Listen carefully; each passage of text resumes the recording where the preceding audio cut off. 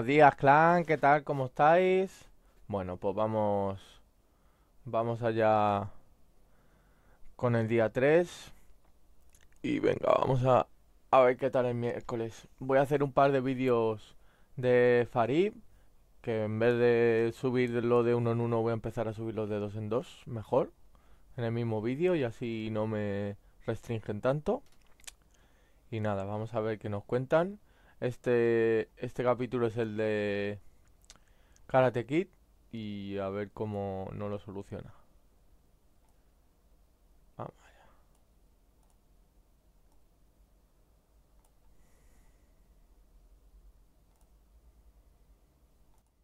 Cargando con la frustración y la rabia de ser acusado en la escuela. Quiere aprender karate para vengarse. Podría terminar entrenando con el sensei de Cobra Kai, que enseña a golpear sin piedad, o con el maestro Miyagi, que enseña que el karate sirve para no tener que pelear. Esta película nos habla de la importancia de los maestros en la vida, cómo un buen guía puede encaminar a sus alumnos hacia el bien, y también lo que pasa cuando jóvenes heridos, inseguros y con ganas de ser aceptados caen bajo la influencia de un mal maestro. Algo muy actual, porque la figura del maestro ya no se limita a la casa o a la escuela, también está en las redes sociales. Daniel, un joven de 17 años, se muda de Nueva Jersey a California, después de que su madre Lucille consigue un nuevo empleo, justo antes de que él empiece su último año de preparatoria. Daniel no está feliz con el cambio, pues debe dejar atrás a sus amigos, pero le promete a su madre que hará lo posible por adaptarse y empezar de nuevo. En el complejo de apartamentos conoce a Freddy Fernández tras derribarlo sin querer al abrir una puerta con una patada. Cuando el grifo del nuevo departamento se descompone, Daniel acude al encargado, el señor Miyagi, que en ese momento intenta atrapar una mosca con palillos. Aunque parece molesto, asegura que lo reparará pronto. Freddy invita a Daniel a una fiesta en la playa donde conoce a Ali Mill, una porrista de la escuela. Esa noche, Johnny Lawrence y sus amigos Tommy, Dutch, Jimmy y Bobby llegan en motocicletas y rodean la fogata. Johnny, exnovio de Ali, discute con ella, rompe su estéreo y Daniel lo enfrenta. Pero Johnny, que sabe karate, lo golpea con facilidad y le deja un ojo morado. Humillado, Daniel rechaza la ayuda de Ali y trata de ocultar la herida usando lentes oscuros. Su madre sospecha y él le miente diciendo que se cayó de la bicicleta. En la escuela, durante las pruebas de fútbol, Bobby lo barre con fuerza. Daniel responde golpeándolo y el entrenador lo expulsa del campo. Ali observa preocupada desde lejos mientras practica con sus compañeras porristas. Daniel tiene nociones básicas de artes marciales por unas clases en la YMCA, pero siente que necesita repasar y lo intenta con un libro. Mientras se ejercita, el señor Miyagi entra a reparar el fregadero y comenta sobre sus intentos de aprender karate de esa forma. También le pregunta cómo pudo caerse de la bicicleta sin lastimarse los brazos. Más tarde, cuando cena con su madre, Daniel ve un dojo de karate al otro lado de la calle, Cobra Kai. Tras despedirse de Lucille, entra a curiosear. El sensei John Kreese, un ex soldado de Vietnam, dirige el lugar como si fuera un cuartel, enseñando una filosofía basada en la crueldad y la fuerza. Al ver que Johnny y sus amigos son alumnos, Daniel se retira nervioso. Cuando su madre le pregunta qué le pareció la escuela, él responde que apesta, a lo que ella contesta que mejor quizá no habrían podido pagarla. Esa noche, de regreso en bicicleta, Johnny y sus amigos lo derriban con sus motos y lo hacen caer por una pendiente. Daniel queda más asustado y humillado que herido. Al llegar a casa, su madre lo ve tirando la bicicleta destrozada. Molesto por la mudanza, le dice que quiere volver a Nueva Jersey. El señor Miyagi escucha la conversación. Muy bien, empecemos a analizar. Tenemos a un chico marcado por muchas pérdidas. Aunque no queda del todo claro en la película, perdió a su padre a los 8 años y con ello parte de la cercanía con su madre, que tuvo que trabajar duro para mantenerlo. Luego, por ese mismo trabajo, vimos que se tuvieron que mudar a California, donde dejó atrás a sus amigos, su ciudad y su sentido de pertenencia. Y al llegar a California se encontró con un grupo que lo acosa y lo hace sentir aún más solo. Con todo esto, vemos a un adolescente cargado de frustración, rabia e impotencia, algo que se nota cada vez que alguien lo provoca. Por eso no se deja de nadie, aunque sea lo que se llama bullying de toda la vida.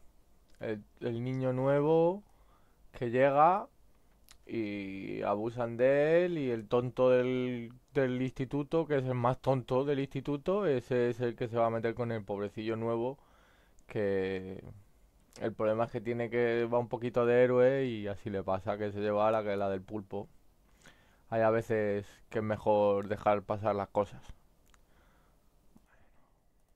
Sepa que enfrentarse a Johnny y su grupo significa recibir palizas, prefiere eso antes que rendirse sin intentarlo. Y esa actitud parece reflejar, más que simple terquedad, su relación con el mundo. La vida lo ha golpeado y le ha quitado cosas importantes, y él de alguna forma quiere devolver esos golpes. Defendiéndose de sus acosadores, parece defenderse de todo lo que lo ha hecho sentir vulnerable e impotente. Daniel resiste. A pesar de todo lo que ha vivido, quiere golpear de regreso. Quizás lo único que le falta es un buen guía. Al día siguiente, Daniel encuentra su bicicleta reparada. Va al taller y descubre que Miyagi fue quien la arregló. En ese momento lo ve podando bonsáis y aunque al principio se resiste, acepta intentarlo cuando Miyagi le dice que es relajante. El señor Miyagi también le comparte que aprendió ese arte de su padre en su natal Okinawa, en Japón. Más tarde, Ali y Daniel decoran el gimnasio para el baile de Halloween, pero Daniel no quiere ir porque no tiene disfraz. Miyagi nota su inseguridad y le hace uno de regadera con cortina de baño. Daniel asiste, se encuentra con Ali y baila con ella hasta que un bromista le rompe un huevo en la cabeza. Al ir al baño a limpiarse, descubre a Johnny y a los Cobra Kai disfrazados de esqueletos. Johnny está armando un cigarro de cannabis en uno de los baños y Daniel decide vengarse mojándolo con una manguera y Johnny lo persigue. Ali retrasa a Johnny haciéndolo tropezar. Daniel casi llega a su casa, pero los Cobra Kai lo alcanzan y lo golpean. Bobby pide que lo dejen, pero Johnny insiste en que los enemigos no merecen piedad y se prepara para una patada final. Justo entonces aparece Miyagi, salta la cerca y salva a Daniel, derrotando con facilidad a todos. Después Miyagi lleva a Daniel a su taller, le pone una banda medicinal y le da té. Daniel queda sorprendido de que sea tan hábil en karate y le pregunta quién lo entrenó. Miyagi responde que su padre y le explica que en Okinawa todos los Miyagi saben dos cosas: pescar y karate. El karate vino de China en el siglo XVI, entonces se llamaba té,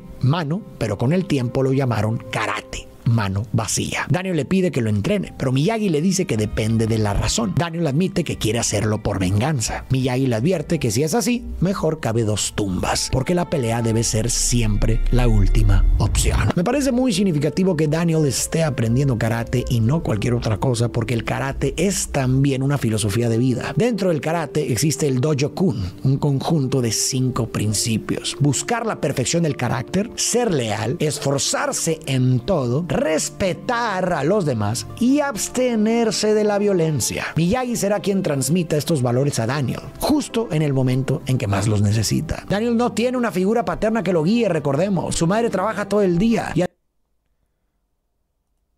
hay una frase en ese aspecto que me encanta y es: todo hombre tiene que saber hacer violencia y todo hombre tiene que controlar el nunca hacerla.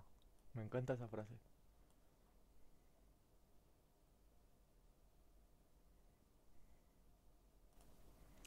Hay una frase que me encanta y es: todo hombre tiene la responsabilidad de saber realizar violencia, pero tiene la responsabilidad también de nunca ejercerla. Eso es.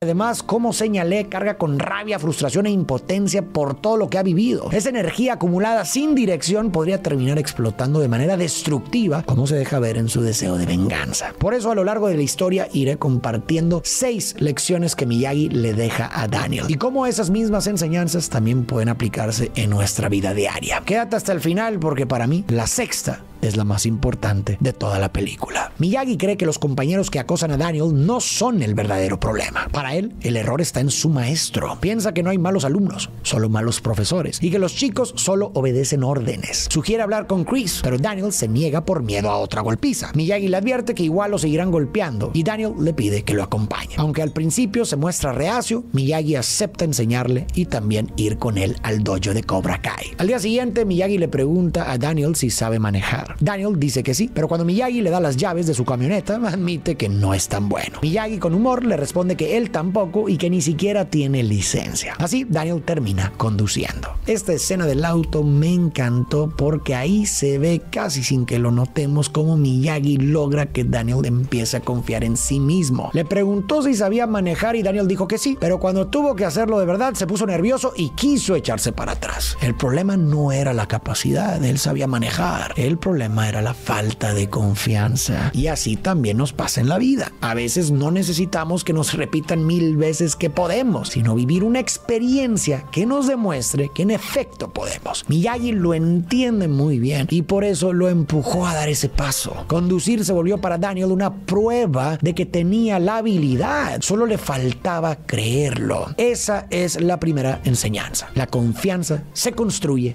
en la práctica. Todos hemos estado en el lugar de Daniel, dudando de lo que somos capaces. Muchas veces la diferencia está en dar un paso pequeño, cumplir una meta sencilla o intentar algo que da miedo, atreverse aunque sea un poco. Cada vez que lo hacemos, nuestra confianza crece. La confianza se construye paso a paso y cada pequeña victoria es un ladrillo más en esa construcción. En el dojo, ambos observan cómo Chris les dice a sus alumnos que el rival siempre es un enemigo y merece cero piedad. Cuando Johnny ve a Daniel, Chris interrumpe la clase. Miyagi pide que dejen a Daniel en paz, pero Chris lo ridiculiza y le exige que pelee contra Johnny. Entonces Miyagi propone resolverlo en el torneo de All Valley en unas semanas. Chris acepta y promete que sus alumnos no molestarán a Daniel hasta entonces, pero antes de irse los amenaza. Si no compiten, los perseguirá. Después Miyagi lleva a Daniel a su casa y le explica que Chris basa todo en la violencia, pero que el karate verdadero no es eso. Le asegura que gane o pierda, si pelea bien, ganará respeto y dejarán de molestarlo. También le dice que en la vida, igual que en el karate, hay que decidir. Si eliges un lado o el otro de una calle, estás seguro. Pero si te quedas en medio sin decidir, corres el riesgo de que te aplasten. Aquí encontramos una segunda lección importante. Elegir un camino, aunque no sea el perfecto, es mejor que quedarse atrapado en la indecisión. Porque cuando eliges y das el primer paso, empiezas a descubrirte a ti mismo.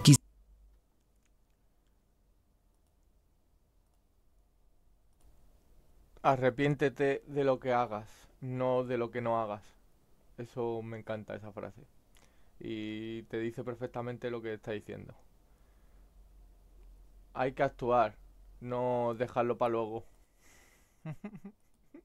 Quizá ese rumbo no sea lo que imaginabas o incluso te lleve a equivocarte, pero en el trayecto siempre hay posibles aprendizajes. Conoces mejor quién eres, entiendes más del mundo, acumulas experiencia y después puedes ajustar el rumbo. En cambio, cuando te quedas esperando el momento perfecto, lo más común es que termines paralizado. Y entonces la vida o los demás deciden por ti. Muchas veces no nos movemos por miedo a fallar, pensando que así evitamos el dolor. Pero lo que en realidad evitamos es crecer. El camino que elijas no tiene por qué ser definitivo y está bien que no lo sea. A veces un sendero te lleva a...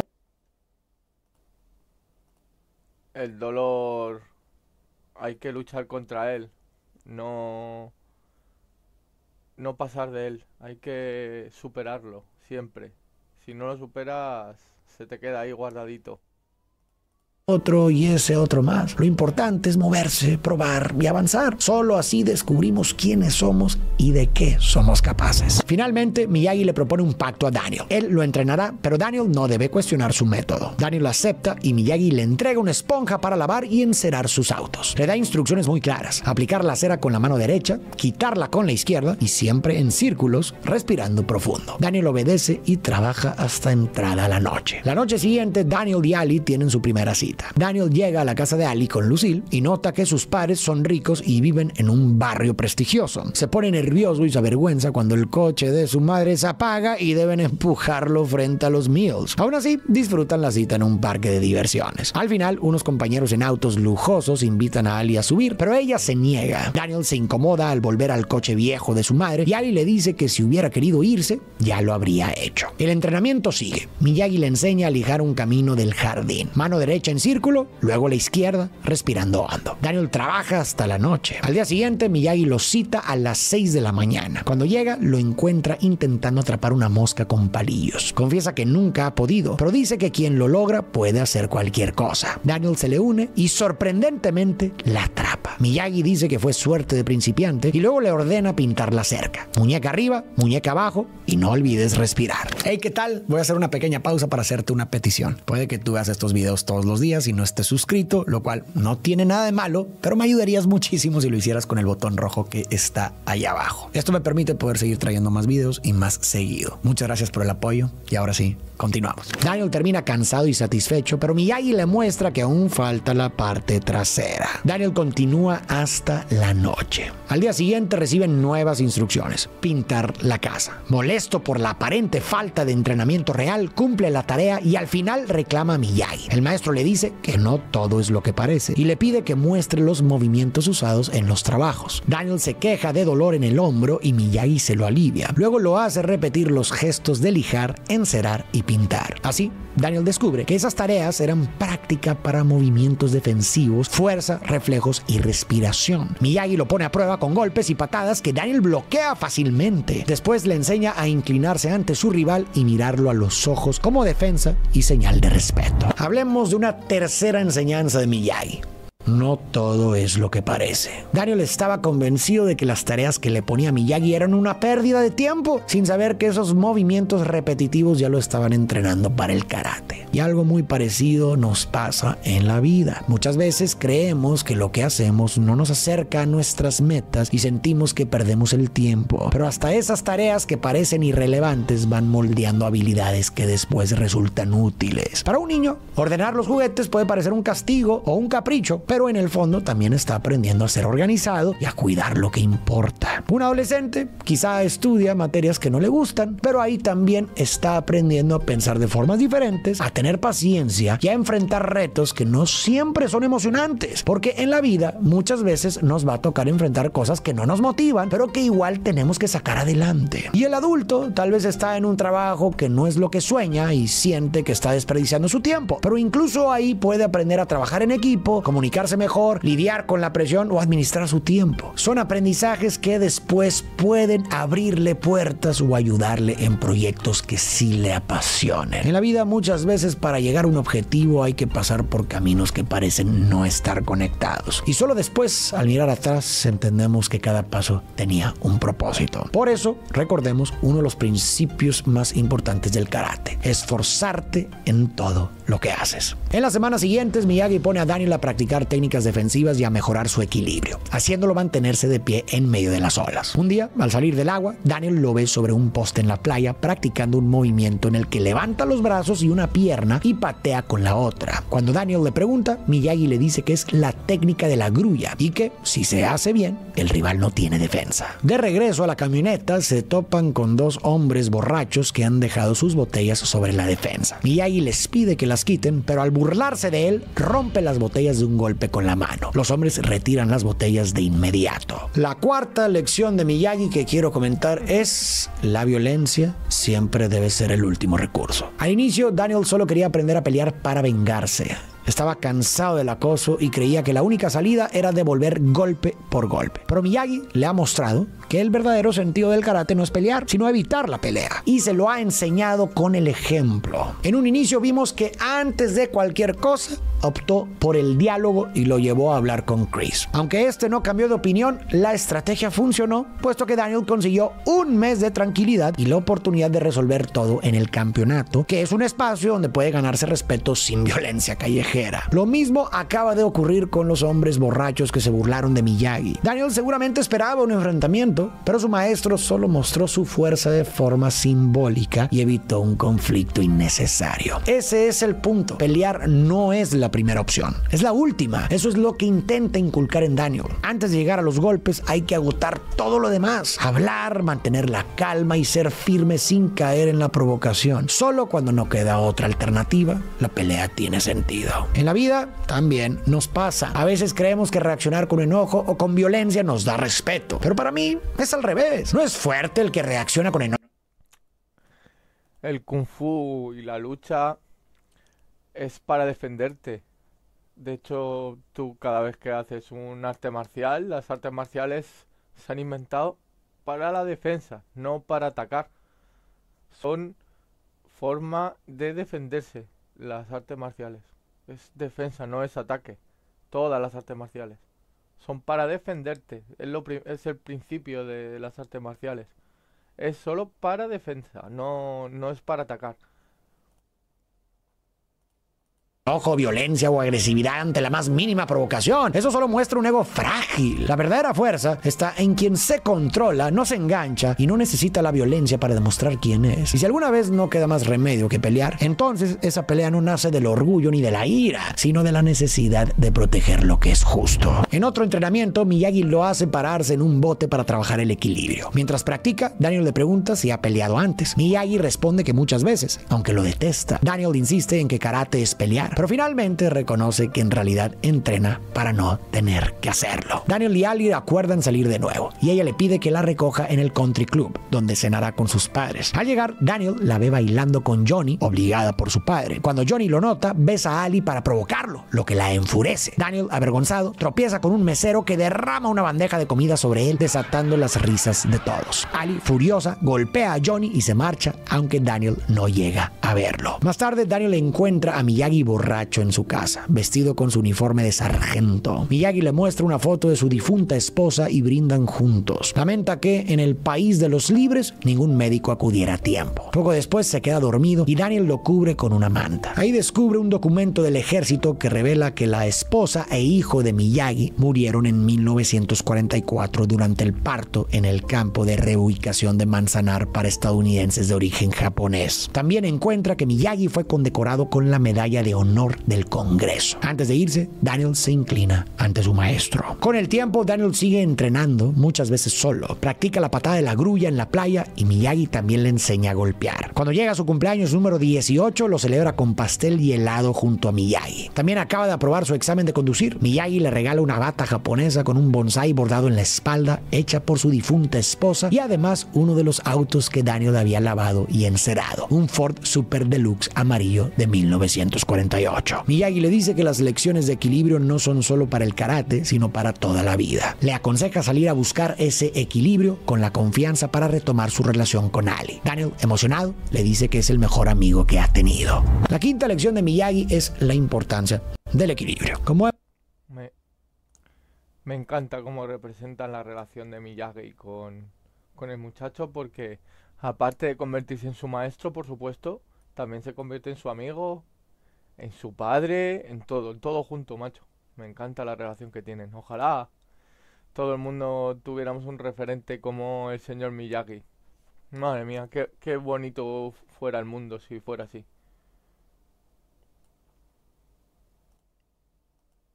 Hemos visto, en el karate el equilibrio no es solo mantenerse en pie, sino un balance entre tensión y relajación, entre fuerza y calma, entre cuerpo y mente. Por eso en los entrenamientos que le dio a Daniel había tanto ejercicios físicos como tareas que ponían a prueba su mente. El objetivo era que fuera fuerte, pero también que aprendiera a controlar su mente y mantener un orden interno. El estado de equilibrio está en todo. El agua, por ejemplo, demasiado calor y se evapora, demasiado frío y se congela. Solo en su punto justo permanece estable y vital. En una discusión, si ambos están agresivos, lo que suele ocurrir es un choque que no resuelve nada. Pero si uno logra mantener la calma, aunque no sea garantía, las posibilidades de una solución pacífica aumentan. El equilibrio emocional puede cambiar el rumbo de cualquier situación. Si te entregas solo al trabajo y olvidas el descanso, tu cuerpo y tu mente colapsan. Pero si solo buscas ocio y dejas la disciplina, también pierdes rumbo. El equilibrio está en darle a cada cosa su lugar, rendir sin destruirte y descansar sin perder el camino. Con las emociones pasa lo mismo. Reprimir todo lo que sientes te endurece, pero dejarte llevar sin control te esclaviza. El equilibrio está en reconocer lo que sientes, expresarlo cuando hace falta y al mismo tiempo aprender a regularlo para que no te domine. Al final, ese es el punto del karate y de la enseñanza de Miyagi. El bienestar físico, mental y emocional están conectados. Para estar bien contigo mismo, necesitas cuidar tu cuerpo, nutrir tu mente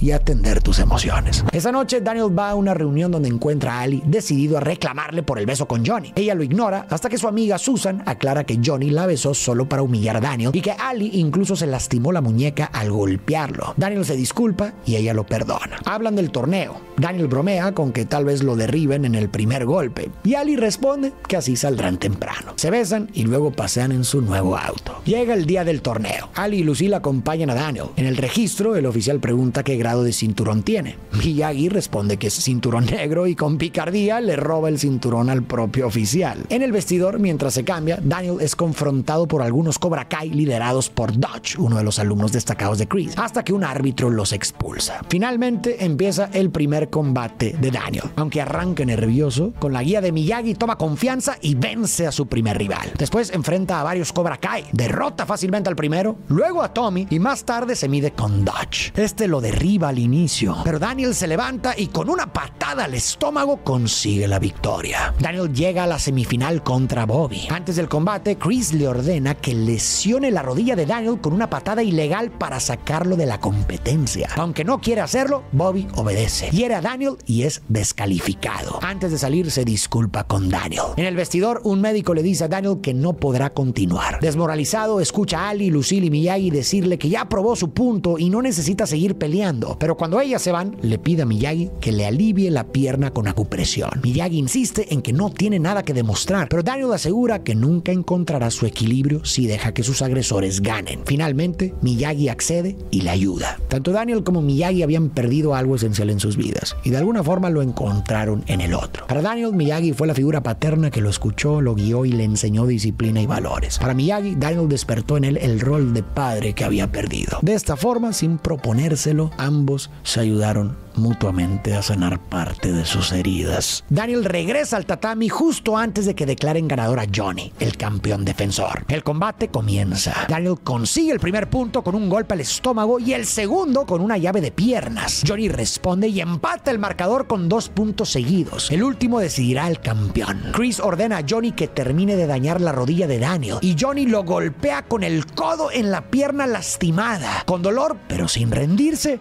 Daniel se coloca en la postura de la grulla. Con la aprobación de Miyagi, espera el ataque de Johnny y lanza la patada conectando en su barbilla y sumando el punto final. Daniel gana el combate y el título. Johnny lo felicita y le entrega el trofeo mientras los demás lo cargan en hombros. Daniel celebra su triunfo y ve a Miyagi sonriendo orgulloso.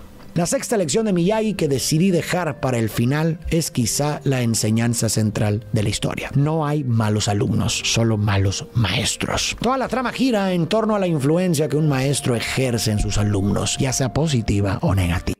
Bueno,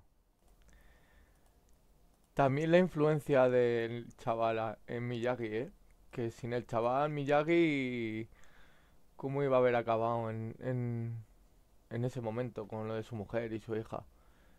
También le aporta lo que él necesita. Y es alguien a quien cuidar, en realidad. Sí. Al final, el chico usa el rol de hijo y Miyagi usa el rol del padre que el niño tiene. Yo creo que todas las personas que les falta el padre o la madre, desgraciadamente, siempre van a cogen otro. Pero siempre tienen a alguien paterno o alguien materna, ahí siempre una tía, una abuela, lo que sea. Siempre se coge a alguien, siempre intentas aprender de alguien las cosas. Y si por desgracia tu padre o tu madre no están, pues coges a otras personas, escoges a otras personas para ello. Cuando Johnny y los demás golpeaban a Daniel, Johnny gritó que los enemigos no merecían piedad. Y más adelante descubrimos que esas palabras venían directamente de su maestro Chris. Y al conocerlo quedó claro que es el opuesto de Miyagi. Para Chris, el karate es para pelear, humillar y no mostrar piedad. Mientras que para Miyagi, el karate se practica para protegerse a uno mismo y a los demás del daño. Entonces entendimos que la hostilidad de Johnny y su grupo está profundamente influenciada por Chris. No son muchachos malvados en esencia, son jóvenes como Daniel, con inseguridades y deseos de ser aceptados. Lo que los volvió agresivos fue la filosofía que les inculcó su maestro. ¿Qué habría pasado si Daniel hubiera caído bajo la influencia de alguien como Chris? Daniel ya cargaba con rabia, dolor y frustración por sus pérdidas y el acoso diario. Con un maestro que lo alentara a descargar todo eso en violencia, probablemente habría quedado atrapado en un ciclo de golpes y resentimiento, volviéndose parecido a quienes lo lastimaban. Pero la vida lo llevó a Miyagi, quien lo guió por un camino distinto. Así, el mismo conocimiento, el karate karate pudo ser algo que construyera o que destruyera, dependiendo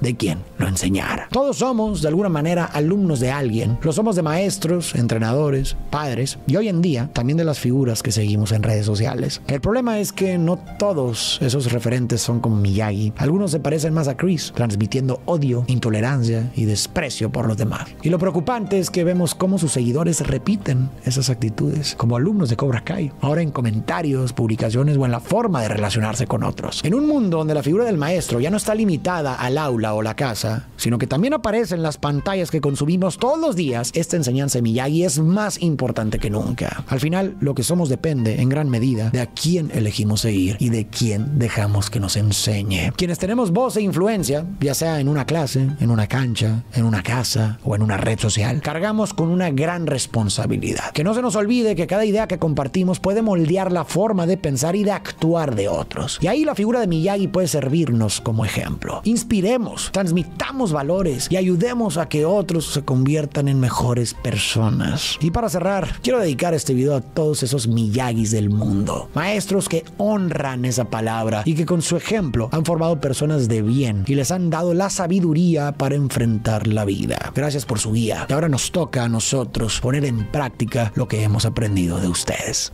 Muchas gracias por llegar hasta... Increíble. Increíble Farid e increíble Miyagi. Me parece uno de los mejores personajes del cine de lucha. Miyagi es Miyagi. Al que nos guste el cine de combates y de lucha, Miyagi siempre va a ser el maestro de maestros. Bueno, pues vamos con el hombre que nunca perteneció. Bueno, vamos con Superman. A ver qué nos dice Farid de Superman. A mí el actor este no es que me caiga muy bien, pero bueno, vamos a ver qué nos cuenta Farid. Vamos allá. Lo que ves aquí es a Kenny Lainez y a sus dos amigos siendo arrestados por ICE, la policía migratoria de Estados Unidos. Un oficial los detiene y pregunta si alguno es indocumentado. Uno de ellos responde que sí, y en ese momento lo agarran del cuello y lo someten con fuerza, aunque él mismo ya se había entregado. A otro, que no se estaba resistiendo, simplemente no hablaba inglés y no entendía lo que pasaba, le disparan con una pistola paralizante. Kenny les dice que él nació y creció en Estados Unidos, que tiene derechos, pero el oficial responde: tú aquí no tienes derechos, eres un amigo. Los agentes se ríen. Uno dice: vamos a terminar disparándoles a algunos. Otro celebra que van a recibir un bono de $30,000 por hacer más arrestos. Hoy miles de inmigrantes en Estados Unidos viven con el miedo de que alguien descubra sus orígenes y que eso sea suficiente para que los odien, los lastimen o los deshumanicen. Que su historia, su idioma o el lugar donde nacieron los convierta automáticamente en una amenaza, en un criminal. Y desde una capa de significado podríamos decir que ese mismo miedo, esa experiencia del inmigrante, podría haber inspirado la historia de Superman. Piénsalo, Superman viene de un mundo que está colapsando, sus padres desesperados lo mandan a otro planeta con la esperanza de que tenga una vida mejor. Llega a la Tierra, más específicamente a Estados Unidos, y no siente que encaja del todo. Tiene habilidades que los demás no y sabe que si descubren quién es en realidad lo van a rechazar. O algo peor, así que baja la cabeza y trata de pasar desapercibido. Desde otro lente, Superman puede verse como una representación del inmigrante, porque sus creadores Jerry Siegel y Joe Shuster lo vivieron en carne propia. Si alguna vez pensaste que Superman era el superhéroe más aburrido, tal vez es porque nunca te detuviste a entenderlo de verdad. Recuerda bien el video de Kenny, porque más adelante va a haber un paralelo muy interesante. En un planeta al borde del colapso, una pareja comete un crimen. Trae al mundo un hijo de forma natural. Y es que en Krypton los bebés no nacen, se fabrican, cada uno con un destino ya asignado: guerrero, científico o líder. Pero Jor-El y Lara desafían el sistema y le dan a su hijo algo que ningún kryptoniano ha tenido en siglos: la libertad de elegir quién ser. Pero no hay tiempo para celebrar. Krypton está a punto de implosionar. Después de años explorando su núcleo para obtener recursos, el planeta ya no puede sostenerse. Jor-El lo sabe y corre al consejo para proponer una última solución: salvar el Códex, un artefacto que contiene la información genética de la raza kryptoniana, y buscar otro mundo donde la vida pueda volver a empezar. Pero nadie lo escucha. No quieren aceptar que su liderazgo los llevó a la ruina. Entonces irrumpe el general Zod, pero él no viene a dialogar. Dispara y elimina a uno de los consejeros. Zod también quiere el Códex para rehacer Krypton, pero su plan es mucho más radical. Para evitar otro fracaso, va a borrar a las familias responsables de la caída. Quiere crear una nueva sociedad donde él decida quién vive y quién no. Le ofrece a Jor-El un lugar a su lado, pero este se niega. Y Zod, que ahora controla el poder, ordena arrestarlo. Jor-El logra escapar, corre hacia la cámara de nacimientos y roba el Códex. Tiene un último plan. Vuelve a casa a toda prisa. Lara ya lo espera. Ha encontrado un planeta donde su hijo puede estar a salvo, la Tierra. Sin embargo, está inquieta. Teme que su hijo crezca como un marginado, que los humanos nunca lo acepten. Su esposo le dice que es un riesgo que deben asumir. Es la única esperanza que le queda a su hijo y a su pueblo. Se preparan para lanzar la cápsula. Suben al bebé, colocan una llave con forma de S y cargan el Códex. Justo en ese momento, Zod y sus tropas irrumpen. Exigen que Jor-El les entregue el códice, pero él se niega y le revela que han tenido un hijo de forma natural, libre de forjar su propio destino. Zod, furioso, se lanza contra él. Mientras pelean, Lara activa el lanzamiento y la nave parte hacia su destino. Jor-El no sobrevive. Zod lo elimina y Lara llora sobre el cuerpo de su esposo. El general se acerca y le exige saber a dónde enviaron al niño. Ella lo mira y le responde firmemente. Su nombre es Kal, hijo de él, y está donde tú no puedes encontrarlo. De pronto llegan las naves de la Guardia de Krypton. El Consejo ha retomado el control. Zod y sus aliados son arrestados y como castigo los condenan al exilio en la zona fantasma. Pero antes de desaparecer, Zod lanza una última amenaza. Encontrará a Kal-El y se vengará. Poco después, Krypton implosiona y a muchos mundos de distancia la cápsula que transporta a Kal-El aterriza en la Tierra, en una granja de Smallville, Kansas. Ahí lo encuentra una pareja, Jonathan y Martha Kent, quienes lo crían como su propio hijo y le dan un nuevo nombre, Clark Kent. Aquí vale la pena detenernos a analizar. Kal-El o Clark Kent es un alien que aterriza en Estados Unidos, pero en inglés la palabra alien no solo significa extraterrestre, sino que también se usa para referirse a los inmigrantes. Y eso cambia por completo cómo podemos ver esta historia. Los padres de Kal-El ven que su planeta se está desmoronando y saben que su hijo ahí no tiene futuro. Entonces deciden mandarlo lejos, a un mundo desconocido, con la esperanza de que ahí sí pueda tener una vida mejor, para que por primera vez en generaciones pueda elegir quién quiere ser. Y esto funciona muy bien como una metáfora de la inmigración. Dejar tu país de origen para llegar a otro donde hay más oportunidades. Y esta metáfora se refuerza más cuando conocemos la historia de quienes crearon a Superman. Es la historia de Goku, ¿eh? Es la mimita historia de Goku. Lo que no estoy seguro es si es antes Superman o Goku. Voy a mirarlo. Pero vamos, es la mismita historia de Goku. Goku muy parecida, vamos. La única diferencia es cómo lo tienen. Goku se está destruyendo el planeta Vegeta y le mandan a la Tierra desde el planeta Vegeta para que sobreviva. Al final, más o menos, es la misma historia que Goku.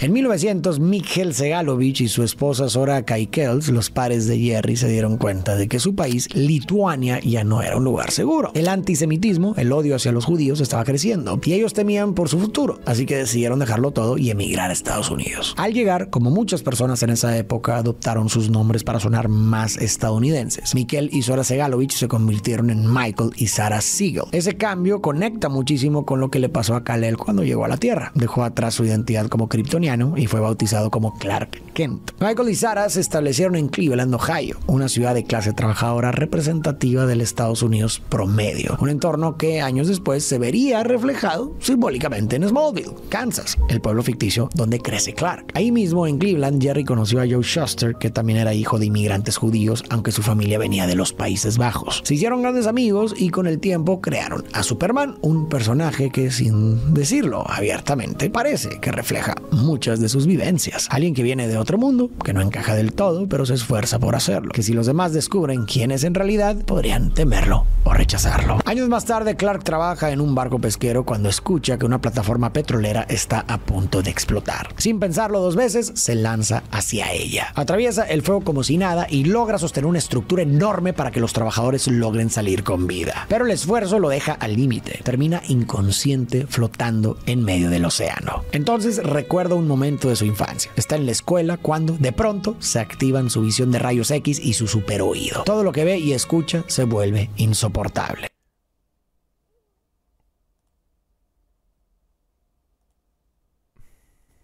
Bueno, chicos, pues nada. Es más antiguo Superman que Goku. Superman, el primer cómic de Superman es de 1838. Qué exagerado, ¿eh? No sabía yo que era tan antiguo.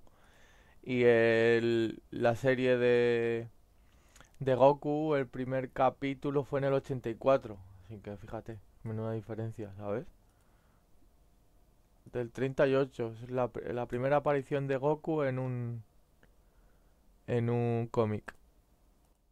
Entra en pánico y se encierra en un closet. La maestra intenta hacerlo salir, pero al ver que no responde, llama a su madre. Marta llega de inmediato. Le dice que entiende que el mundo puede sentirse demasiado, pero que intente hacerlo pequeño, que se concentre solo en su voz. Clark lo intenta. Poco a poco empieza a calmarse. Finalmente abre la puerta y se lanza a los brazos de su madre. Le pregunta qué sucede con él, por qué ve y escucha cosas que los demás no. Marta solo lo abraza más fuerte. De vuelta en el presente, Clark recupera la conciencia y nada hasta la orilla. Al salir del agua, ve pasar un camión escolar y eso lo hace recordar. Pete, uno de sus compañeros, lo está molestando. De pronto, una llanta revienta. El conductor pierde el control y el camión cae al agua. Clark duda un segundo, pero sabe lo que tiene que hacer. Sale del vehículo y desde el fondo empuja el camión hasta llevarlo a la orilla. Se da cuenta de que falta alguien. Pete vuelve a sumergirse y lo rescata. Sus compañeros lo miran boquiabiertos. Al día siguiente, la madre de Pete llega a casa de los Kent convencida de que su hijo hizo un milagro. Marta intenta desviar la atención. Le dice que con todo el susto es fácil imaginar cosas que en realidad no pasaron. Jonathan, molesto, le recuerda a Clark que tiene que mantener sus poderes en secreto siempre. Clark le pregunta si entonces debía dejarlos morir. Jonathan responde que tal vez sí, porque si la gente se entera de lo que puede hacer, va a entrar en pánico. Y cuando la gente tiene miedo, hace cosas terribles. Desde el primer cómic de Superman, una parte clave del personaje es que debe ocultar quién es en realidad. Siempre está el temor de que si la gente descubre que viene de otro planeta, reaccionen con miedo y terminen respondiendo con violencia. Y al conocer la historia de sus creadores, ese temor cobra mucho más sentido. Como te mencioné antes, tanto Jerry como Joe eran judíos, y este detalle es muy importante por la época en la que crecieron, cuando el antisemitismo estaba en uno de sus momentos más fuertes. Para entender bien esto, hay que ir más atrás. El rechazo hacia los judíos no empezó en el siglo XX, sino mucho antes.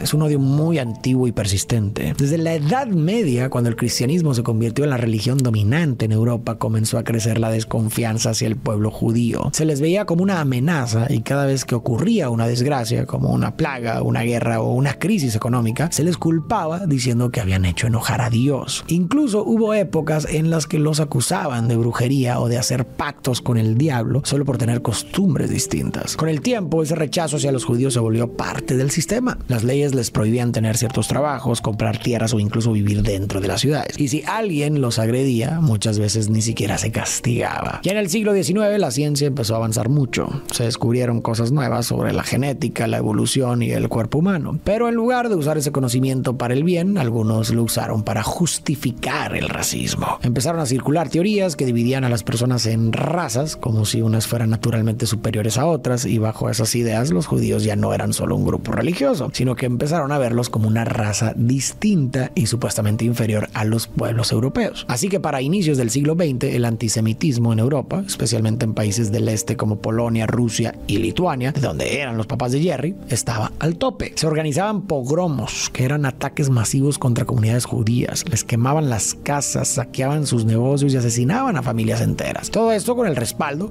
o al menos la vista gorda de las autoridades. Y si recuerdas cómo sigue la historia, ese odio solo fue escalando, hasta que en 1933 Adolf subió al poder y elaboró un sistema para eliminar al pueblo judío. En ese contexto, tiene todo el sentido que Jerry y Joe, dos jóvenes judíos que vivían en Estados Unidos, crecieron con ese miedo al rechazo, sintieran la necesidad de esconder quiénes eran, y que eso lo plasmaran en su personaje. Clark se frustra, se pregunta por qué Dios lo hizo así. Jonathan sabe que ya no puede seguir ocultándole la verdad. Lo lleva al sótano de la granja y le enseña enseña la nave en la que Clark llegó de bebé. Le explica que no es de este mundo, no sabe exactamente de dónde viene, pero está seguro de que fue enviado por una razón, y algún día le tocará descubrir cuál es. De vuelta en el presente, Clark está en un bar cuando escucha a unos soldados hablando sobre un objeto extraño que encontraron en el hielo, al norte. De pronto, un hombre empieza a acosar a una mesera. Clark se levanta de inmediato y le pide que se detenga. El tipo se enfurece y le arroja una bebida. Clark se irrita, pero se contiene. Sabe que no puede mostrar su fuerza, así que decide irse. Sin embargo, más tarde, ese mismo tipo sale del bar y encuentra su tráiler completamente destruido. Mientras tanto, Lois Lane, reportera del Daily Planet, llega al Ártico. Los militares le muestran el descubrimiento, un objeto enterrado en el hielo. Pero hay algo extraño. El hielo que lo rodea tiene casi 20.000 años. Esa noche, Lois sale de su tienda y empieza a tomar fotos. De pronto, al hacer zoom, ve a un hombre moviéndose entre las sombras y decide seguirlo. Es Clark, con su visión de calor. Se abre paso y logra entrar al objeto.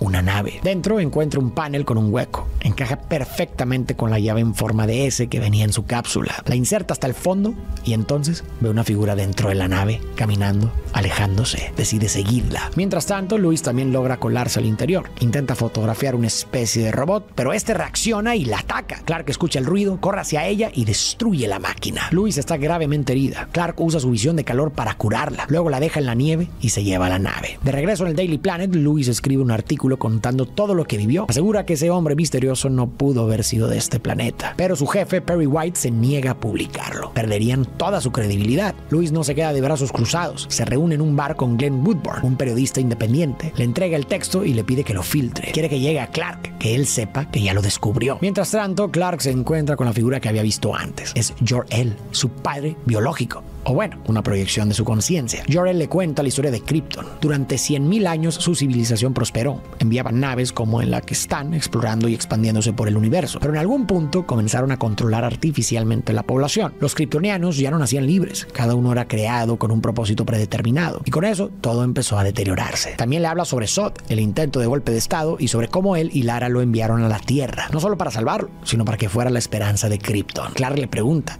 ¿entonces estoy solo? Pero su padre le responde que no, que ahora es hijo tanto de Krypton como de la Tierra y que puede encarnar lo mejor de ambos mundos. Sí, los humanos son distintos a los kryptonianos, pero eso no es una desventaja, al contrario, con Kal-El guiándolos pueden evitar repetir los errores de Krypton. Entonces le entrega un traje, azul oscuro con capa roja y una S en el pecho, aunque en realidad no es una S, es el símbolo de la casa de él y significa esperanza, la creencia de que todos, sin importar de dónde vengan, pueden usar su poder para el bien. Clark le pregunta por qué es tan diferente a los demás humanos. Jor-El le explica: el sol de la Tierra es más joven y más brillante que el de Krypton. Sus células han absorbido esa radiación, fortaleciendo sus músculos, su piel y sus sentidos. Es mucho más fuerte de lo que jamás imaginó, pero hay una sola forma de saber cuán fuerte es: seguir probando sus límites. Clark se pone el traje, sale de la nave, se prepara, da un enorme salto y vuela tan rápido que rompe la barrera del sonido. En su mente resonan las palabras de su padre: le darás a la gente de la Tierra un ideal por el cual luchar. Al principio te rechazarán, pero con el tiempo los inspirarás a ser más de lo que eran. Aquí voy a hacer una pausa. Esta parte del trasfondo de Krypton, eso de controlar artificialmente la población y de borrar lo diferente, me llamó mucho la atención, sobre todo considerando el contexto de los creadores de Superman. En Europa, de donde venían las familias de Jerry y Joe, como dije, empezaban a imponerse ideas muy parecidas impulsadas por el régimen de Adolf. Los alemanes querían que toda la sociedad encajara en el ideal ario, lo que implicaba tener rasgos nórdicos como piel blanca, cabello rubio y ojos claros, y una ascendencia que según ellos debía ser pura y exclusivamente alemana. También exigían ciertas cualidades físicas como fuerza física, porque buscaban una población que encajara con su visión de una raza fuerte y dominante. Y quienes no cumplían con ese modelo eran perseguidos, en muchos casos eliminados: judíos, homosexuales, gitanos, personas con discapacidad, entre otros. En este sentido, tanto en la Alemania de Adolf como en Krypton, la lógica era moldear a la población según un estándar perfecto y borrar todo lo que se saliera de él. Ahora bien, este detalle del control artificial de la población en Krypton no estaba en los cómics originales de Jerry Joe. Se agregó décadas después, alrededor de los años 70. Aún así, funciona como reflejo de la historia de los propios creadores. Pero bueno, más allá de este paralelo puntual, el rechazo a lo diferente siempre ha estado en el centro de la historia de Superman. A veces se manifiesta en Smallville, otras en Krypton y otras a través de la prensa o de instituciones como el gobierno y el ejército. Y conociendo la historia de Jerry Joe, quizá eso no haya sido casualidad. Quizás influenciados por su propia experiencia, quisieron mostrar que aunque una persona venga de otro lugar y sea rechazada por ello, puede tener mucho que aportar. Y quizás lo más increíble es que al crear a Superman, Jerry y Joe lo demostraron. Porque a través de su personaje le dieron al mundo un símbolo que hasta hoy sigue representando esperanza para millones de personas. Y eso también conecta con lo que acabamos de ver en la escena entre Jor-El y Clark. Por primera vez alguien le dijo a Clark que venir de otro mundo podía ser una fortaleza porque su diferencia le daba una mirada única que podía ponerse al servicio de los demás. Y si seguimos leyendo a Clark como una metáfora del inmigrante, esto conecta con lo que pasa en Estados Unidos. Según indicadores de actividad empresarial de la Universidad de California, en 2024, cerca del 31% de los nuevos negocios en Estados Unidos fueron fundados por inmigrantes. Y entre las empresas de la lista Fortune 500 de 2024, que reúne a las 500 compañías más grandes por ingresos, el 46%, 230 empresas, fueron fundadas por inmigrantes o por sus hijos. Además, de acuerdo con un reporte de la Immigration Research Initiative, aunque los inmigrantes representan alrededor del 13% de la población, generan aproximadamente el 17% del PIB. Una razón es que la mayoría está en edad productiva y llega con el objetivo de trabajar y salir adelante. Muchos expertos coinciden en que las personas migrantes aportan mucho a la economía y al país en general, y tiene sentido. Nadie deja su hogar, su cultura y su idioma para irse a descansar. Se van porque buscan algo que en su país no encontraron. Se arriesgan a empezar de cero. Claro, no todos logran adaptarse o aportar igual, pero una gran parte sí lo hace. Otra cosa que quiero destacar es cuando Jor-El le dijo a Clark que ya no es solo kryptoniano, sino que también es hijo de la Tierra. Tiene razón,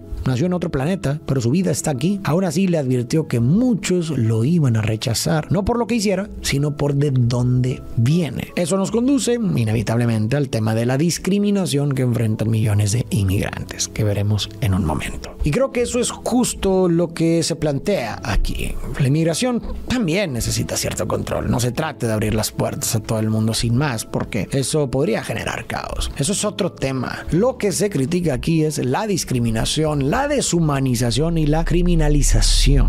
Louis sigue las pistas del hombre misterioso. La investigación la lleva a Smallville y finalmente a la tumba de Jonathan Kent. Ahí Clark aparece. Ella le dice que quiere contar su historia, pero él se niega. Le hizo una promesa a su padre, no revelarse hasta que el mundo estuviera listo. Y entonces entendemos por qué. En un recuerdo vemos a Clark de adolescente, viajando por carretera con sus padres adoptivos. Discute con Jonathan, está frustrado, siente que tiene un poder enorme, pero no puede usarlo, que está desperdiciando su vida. De pronto, un tornado lo sorprende. Todos corren a ponerse a salvo hasta que recuerdan que el perro quedó atrapado en la camioneta. Clark se ofrece a ir por él, pero Jonathan lo detiene. No puede arriesgarse a que lo descubran. Entonces Jonathan corre hacia el auto, libera al perro, pero el tornado ya está encima. Clark está listo para intervenir, pero su padre con una sola mirada lo detiene. El tornado lo alcanza y se lo lleva. Prefirió dar su vida antes que exponer a su hijo. De vuelta en el presente, Clark le pide a Louis que no diga nada. Ella respeta su decisión y abandona el reportaje. Perry White, su jefe, la felicita por hacerlo. Le dice que no se imagina cómo reaccionaría la gente si supiera que hay alienígenas entre ellos. Poco después, Clark regresa a Smallville y las noticias explotan. Una nave extraterrestre se está acercando a la Tierra. De pronto se va la electricidad. Solo las pantallas siguen funcionando. En todas aparece el mismo mensaje una y otra vez. No están solos. Es el general Zod. Exige que entreguen a Kal-El en un plazo de 24 horas o destruirá la Tierra. Les dice, es un individuo que ha intentado integrarse. Puede parecer uno de ustedes, pero no lo es. Al día siguiente, Glenn Woodburn, el periodista independiente a quien Louis le había compartido su artículo, la expone públicamente. Dice que ella sabe quién es Kal-El. El FBI va tras ella. Louis intenta escapar, pero es arrestada. Mientras tanto, Clark busca al pastor de su pueblo. Le dice que está considerando entregarse, pero no confía en que Zod cumpla su palabra y deje la Tierra en paz. Y al mismo tiempo, duda si la humanidad está lista para aceptarlo. El pastor lo mira y responde, a veces hay que dar un salto de fe. Clark lo entiende, se pone el traje, vuela directo a una base militar y se entrega. Los soldados se alteran, lo reciben con tanques, escopetas y lanzagranadas. Le ponen esposas y aunque Clark podría romperlas en cualquier momento, no se resiste. Sabe Qué estúpidos que somos los humanos, Mira que somos estúpidos, los humanos, macho. Cosa más horrible. Madre mía. Que eso los hace sentir más seguros. Les aclara que no viene a causar daño. El doctor Emil Hamilton le dice que aún así deben ser cautelosos. No saben si podría estar portando alguna enfermedad alienígena. Clark responde, llevo 33 años viviendo en la Tierra. Nunca he contagiado a nadie de nada. ¿Recuerdas el video de Kenny Lainez? Uno de sus amigos dijo que era indocumentado, se entregó en paz sin resistirse y aún así lo tomaron del cuello y lo sometieron con fuerza. Podemos hacer un paralelo con esta escena. Clark también se entregó por voluntad propia. No dijo ni hizo nada agresivo, y aún así lo rodearon con armas, lo esposaron y lo trataron como si fuera peligroso. En ambos casos hubo violencia, no por lo que hicieron, sino por de dónde vienen. Eso es criminal.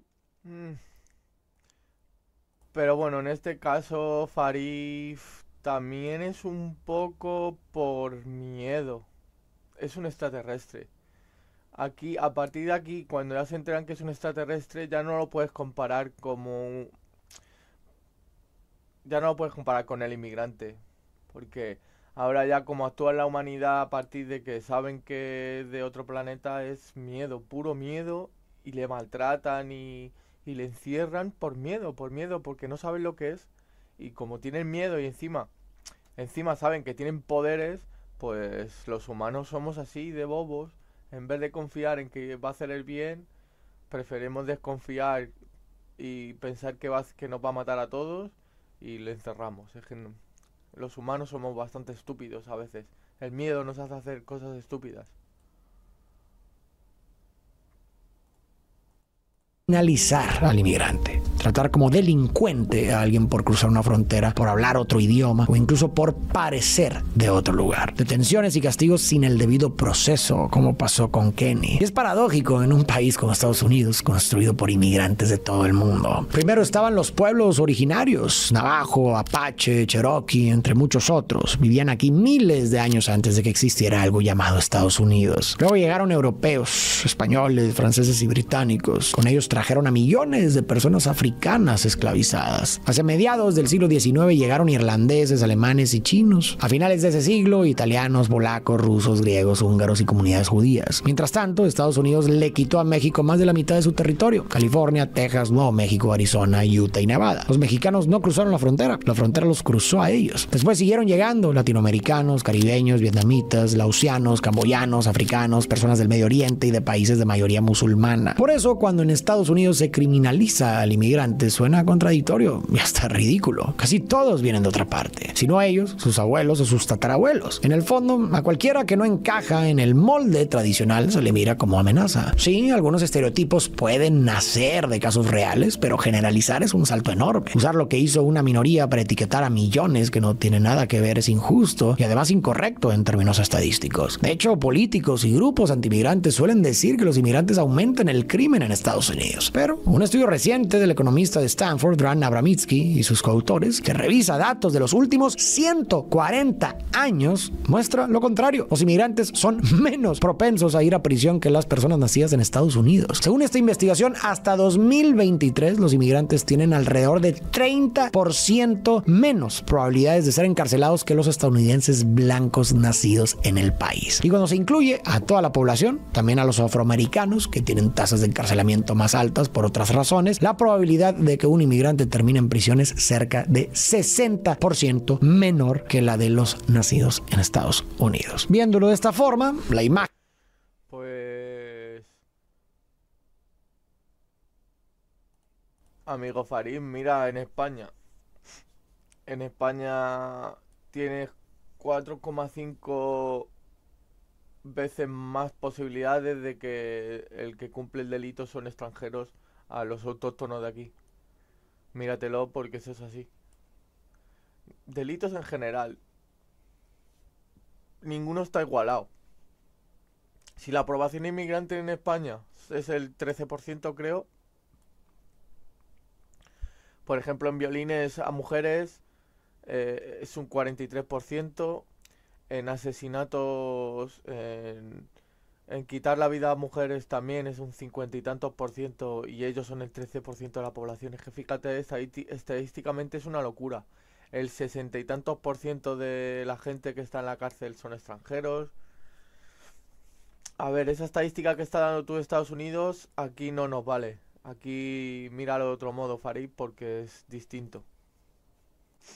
Que acabamos de ver de Clark Kent siendo esposado sirve como un espejo de cómo se responde con miedo y fuerza a quien se percibe como el de afuera, aunque llegue en paz. Faora Ul, la mano derecha de Zod, baja de la nave y exige que los militares también entreguen a Luis. Mientras Faora no está mirando, Clark aprovecha y le pasa a Luis la llave con forma de S. Zod los recibe a ambos, pero algo le ocurre a Clark. Empieza a sentirse débil. Al haber crecido en la Tierra, su cuerpo no está adaptado a la atmósfera kryptoniana. Pierde sus poderes, se desmaya y tiene una visión de la granja de su infancia. Pero no está solo. Zod aparece en la visión. Le revela que viene por el códex que Jor-El escondió en su nave y planea usarlo para convertir la Tierra en un nuevo Krypton. Clark despierta atado a una camilla. No puede moverse. Ha perdido su superfuerza. Mientras tanto, Luis es arrojada a una celda. Ahí encuentra un panel de control e inserta la llave. Aparece la conciencia de Jor-El. Le ayuda a modificar la atmósfera de la nave para que sea compatible con humanos. La guía hasta una cápsula de escape y la envía de regreso a la Tierra. Clark empieza a recuperar sus fuerzas. Logra liberarse. Jor-El se le aparece. Le dice que ha llegado el momento. Él será el puente entre dos mundos. Clark localiza la cápsula en la que va Luis y la rescata justo a tiempo. Zod y sus oficiales aterrizan en Smallville. Van directo a la granja de los Kent. Amenazan a Marta para que revele la ubicación de la nave. Ella se resiste, pero termina delatándose con la mirada. Faora salta al granero, revisa la nave, pero el códex no está. Clark llega y embiste a Zod. El impacto daña su respirador y comienza a desorientarse por la sobrecarga sensorial, igual que le pasaba a Clark cuando era niño. La pelea escala rápidamente. Los militares estadounidenses llegan en helicópteros y aviones. Declaran que todos los alienígenas, incluido Clark, son enemigos y deben eliminarlos. Faora salta hacia un avión para destruirlo, pero Clark la intercepta en el aire. Otro de los kryptonianos lanza una camioneta contra un helicóptero. El impacto manda a un soldado por los aires y Clark lo salva justo a tiempo. En tierra, el coronel Hardy se enfrenta cara a cara con Faora. Está a punto de ser derrotado, pero Clark vuelve a aparecer y la golpea con tal fuerza que daña su casco. Faora, aturdida por la sobrecarga sensorial, se retira. Su equipo la recoge y se repliegan para reorganizar su ataque. Los militares rodean a Clark. Aún hay dudas. No saben si deben confiar en él, pero tras ver cómo ha protegido a los humanos, el coronel Hardy declara: este hombre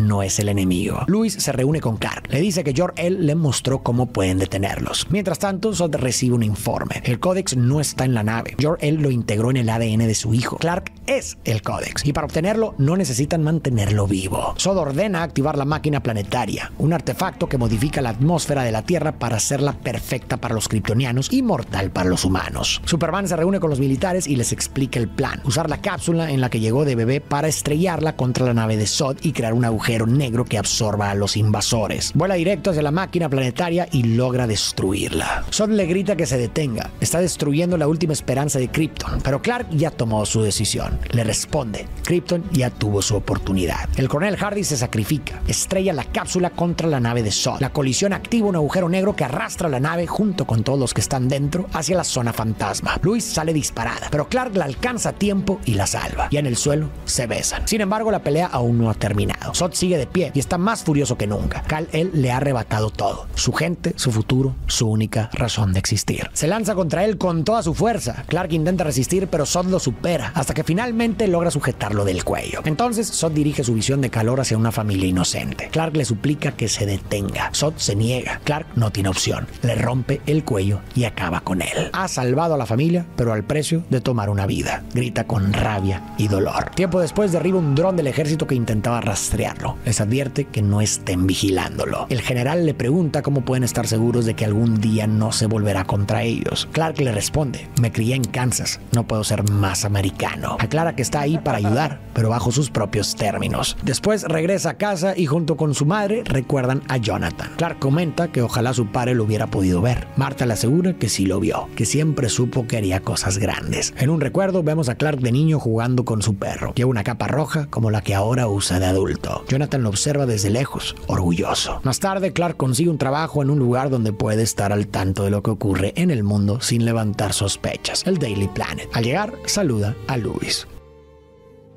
Superman puede ser considerado el superhéroe más emblemático, el primero, el más reconocible. Se volvió un ícono de Estados Unidos y durante décadas millones de niños han soñado con ser como él. Pero cuando miras su historia completa, todo se vuelve mucho más significativo. Superman no nació en ese país, llegó a él. Es decir, el símbolo más estadounidense es un inmigrante. Y quizás así debe ser, porque ese país, como muchos otros, fue construido por inmigrantes. Visto así, muchos inmigrantes pueden ver en Superman su propia lucha y con ella esperanza. El camino puede ser duro, pueden mirarte raro, desconfiar de ti, etiquetarte o rechazarte. Aún así, existe la posibilidad de hallar un sitio donde te valoren. donde tu diferencia no sea una amenaza, sino una fuerza que puede transformar para bien el mundo al que llegaste. Si tú o alguien que quieres vive con el miedo constante a ser rechazado, señalado o incluso arrancado del lugar que ahora llama hogar, espero que en la figura de Superman o en estas palabras encuentres algo de fuerza. No hay razón para avergonzarte de quién eres ni de dónde vienes. Justo ahí puede estar tu mayor fortaleza. Muchas gracias por llegar hasta el final de este video. Recuerda que si... Bueno, pues Farid, increíble. Espero que os haya gustado el vídeo. La verdad es que este muchacho es la leche. Y nada, suscribiros a su canal, suscribiros al mío, comentar, dar un like. Y nada, nos vemos en el siguiente vídeo. Muchísimas gracias.